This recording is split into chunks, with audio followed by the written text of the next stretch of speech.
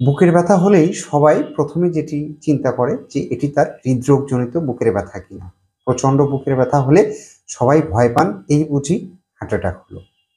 হ্যাঁ, ভয় পাওয়াটা খুবই স্বাভাবিক। তবে আমি আপনাদেরকে বলব যে শুধু হৃদরোগজনিত কারণে বা হার্ট অ্যাটাকের কারণে বুকের ব্যথা হতে পারে এমনটা নয়, আরও অনেক কারণেই বুকের ব্যথা হতে পারে। দেখা যাচ্ছে যে অনেক রোগী বুকের ব্যথা নিয়ে চিকিৎসকের কাছে যান যে তার হৃদরোগজনিত বুকের ব্যথা কিনা। পরীক্ষা-নিরীক্ষা করে দেখা যায় যে বেশিরভাগ রোগীরই অন্য কোনো কারণে বুকের ব্যথা হচ্ছে। এটি তার হার্ট অ্যাটাক বা হৃদরোগজনিত বুকের ব্যথা নয়। এখন আমরা জানবো যে আরো কি কারণে বুকের ব্যথা হতে পারে। পেটের বিভিন্ন রোগের কারণেও কিন্তু আপনার বুকের ব্যথা হতে পারে। আপনার অ্যাসিডিটি বা অ্যাসিড রিফ্লাক্স বা হার্টবার্ন। এই হার্টবার্নের সঙ্গে আমরা সকলেই পরিচিত।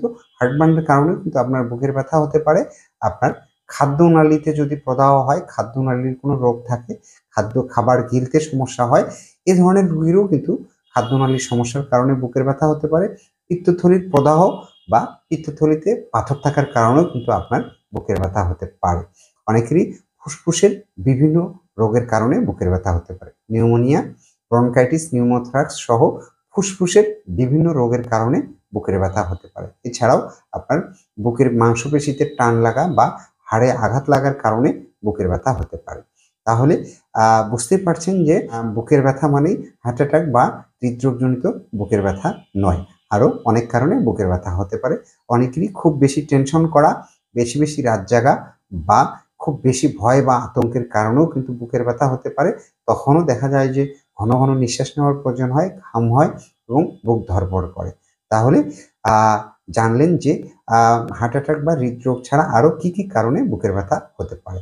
এখন আমাদের জানা অত্যন্ত জরুরি যে হৃদরোগজনিত বুকের ব্যথা বা হার্ট অ্যাটাক জনিত বুকের ব্যথাটা কেমন হয়? বা হৃদরোগজনিত বা হার্ট অ্যাটাকের ব্যথাটা এমন হয় যে বুকের উপরে কেউ ভারী একটা জিনিস দিয়ে চেপে ধরে আছে বা চাপ দিয়ে ধরা একটা ব্যথা।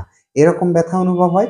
সেই ব্যথা বুকের মাঝখান থেকে ক্রমান্বয়ে ঘাড়, চোয়াল এবং বাম হাতের দিকে ছড়িয়ে যায় এবং উভয় হাতেই ব্যথা হতে পারে। তবে এই ব্যথাটি বুকের মাঝখান থেকে ক্রমান্বয়ে ঘাড়, চোয়াল এবং বাম হাতের দিকে ছড়িয়ে পড়ে এবং এর পাশাপাশি যেটি হয় কোনো কারণ ছাড়াই রোগীর ব্যথা এবং পাশাপাশি প্রচণ্ড ঘাম হয়। প্রচুর ঘামতে থাকে এবং মাথা ঘোরা, ঝিমঝিম করা, এর পাশাপাশি বমি ভাব বা বমি হয়। তাহলে এগুলো হতে পারে আপনার হৃদরোগজনিত বা হার্ট অ্যাটাকের ব্যথার লক্ষণ। যে কারণেই বুকের ব্যথা হোক না কেন, দেরি না করে নিকটস্থ চিকিৎসা কেন্দ্রে গিয়ে অবশ্যই প্রথমে আপনার একটি ইসিজি এবং ট্রোপোনিন আই পরীক্ষা করে দেখা উচিত যে এটি আপনার হৃদরোগজনিত বা হার্ট অ্যাটাকের ব্যথা কিনা। তারপরে আপনার অন্যান্য পরীক্ষা-নিরীক্ষা করে আপনি কনফার্ম হতে পারেন যে কি কারণে আপনার বুকের ব্যথাটি হচ্ছে। তাহলে জানলেন যে আমাদের হৃদরোগ ছাড়াও আরও অনেক কারণেই বুকের ব্যথা হতে পারে। আজকে এ পর্যন্তই। ধন্যবাদ সবাইকে।